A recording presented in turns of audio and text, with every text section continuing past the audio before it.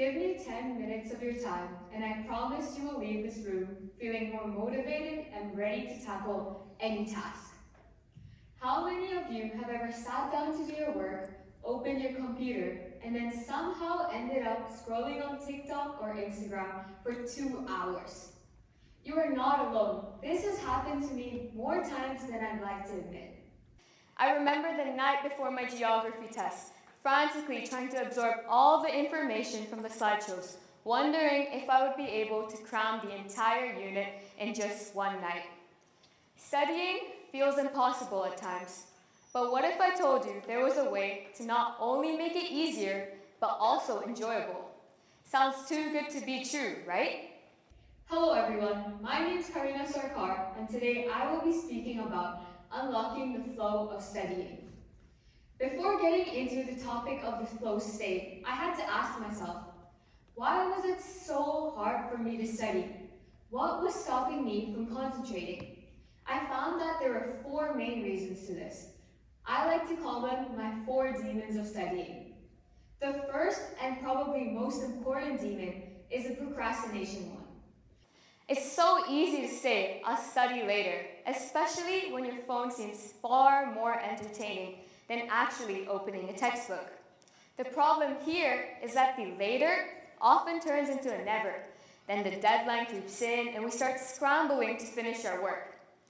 The next is the overwhelming demon. Sometimes the sheer amount of the task seems daunting, and the only solution seems to be to avoid the task entirely.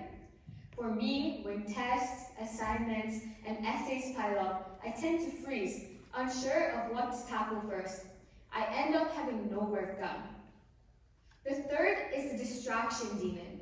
In a generation filled with constant notifications and never-ending streams of content competing for our attentions, we tend to get distracted quickly. A quick glance at Instagram turns into 30 minutes of scrolling. The more distractions that are near us, the harder it becomes to concentrate. And last but not least, the pressure demon. Sometimes what holds us back is not laziness or distraction, but rather fear. The fear of failing or not being good enough can often overlook the task as a whole. The constant stress and pressure of failing creates a fog around our brain, which convinces us that if we never start the task, we will never fail. In order to fight these demons, we must unlock the so-called flow. The flow state is a state of consciousness where effort feels effortless. Mihai Csikszentmihalyi, known as the grandfather of the flow, coined and defined the term as a state of being so involved in an activity that nothing else seems to matter. It's the feeling of being hyper-productive or totally absorbed in what you're doing. People experience the flow, for example, riding a bike, surfing, making music, singing, dancing, or even working on a big project. Many of humanity's greatest accomplishments have also been achieved during the flow state, like when Sam Altman and his team at OpenAI coded the algorithm for ChatGPT, or when Albert Einstein finally figured out the theory of relativity. During the flow state, activity in the prefrontal cortex decreases, reducing self-consciousness and time awareness. At the same time, the brain releases neurochemicals like dopamine, serotonin, and endorphins, which enhance focus, motivation, and mood. Brainwaves also shift into the alpha-theta range, promoting relaxed concentration and improved cognitive performance. As a student, achieving the flow state is like finding the magic key to studying. Your brain absorbs knowledge more efficiently, you're able to study for longer periods of time without experiencing burnout, and you can stay in extreme focus. Studying starts to feel less like a chore and more like an engaging activity. And once you start and reach the flow, you won't want to stop. There has been thousands of research papers written on the flow state, and yet 99% of the people cannot unlock the flow state on command. So how do we unlock the flow state? I found that there were 3 pillars to this state. The first one being the flow blockers. Think of a dam. blocking a river from flowing naturally. Your phone acts like this dam, blocking you from achieving the flow and studying.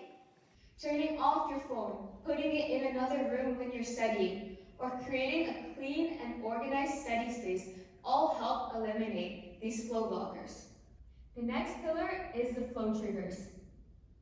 Setting a clear goal of what you want to accomplish is crucial.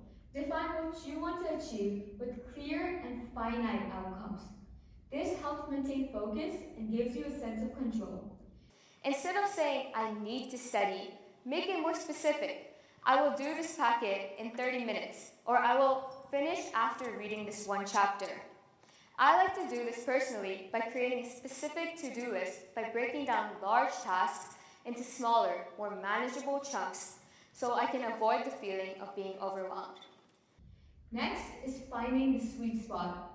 For the flow state to be achieved, you need something that is challenging but still achievable.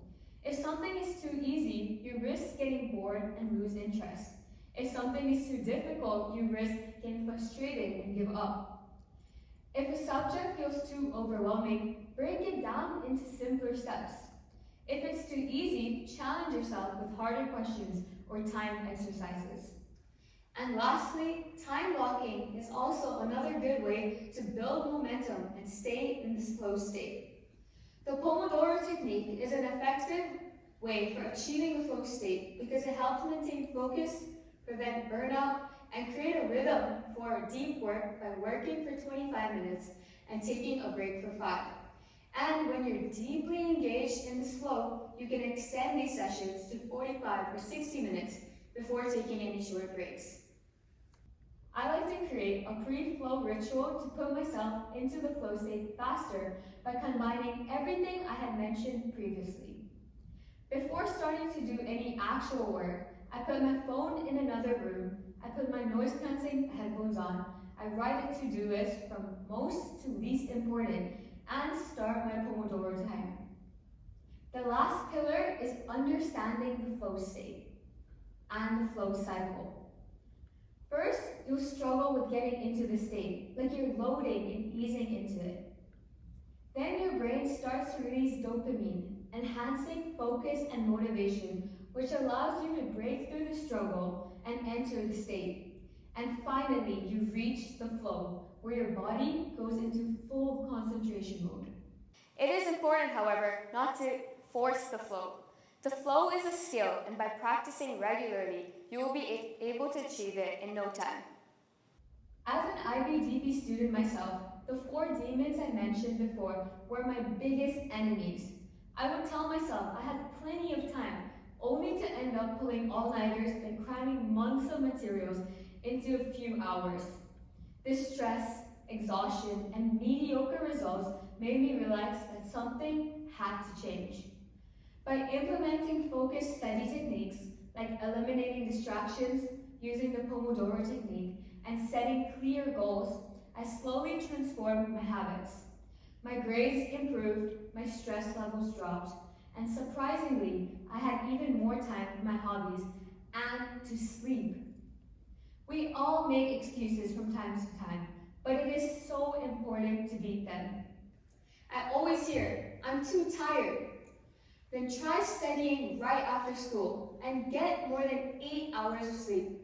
Trust me, sleep makes a huge difference to your academics. When you say you don't have enough time, remember that quality beats quantity and the 80-20 rule, which suggests that 80% of your learning comes from 20% of the material. Focus on the key concepts, summaries, and high-yield topics instead of trying to memorize and cram everything in one night. And lastly, I don't know where to start. Just start somewhere. Break the large tasks down into smaller tasks. Try reading 1 page, summarizing 1 concept, or even trying to solve 1 problem. I promise your momentum will build from there. You don't have to master this overnight. Just pick 1 strategy to try today. Whether it's the Pomodoro technique, setting a mini goal, or simply turning off your phone when you're doing your work. Unlocking the flow isn't about studying better. It's about proving to yourself that you can tackle anything life throws at you.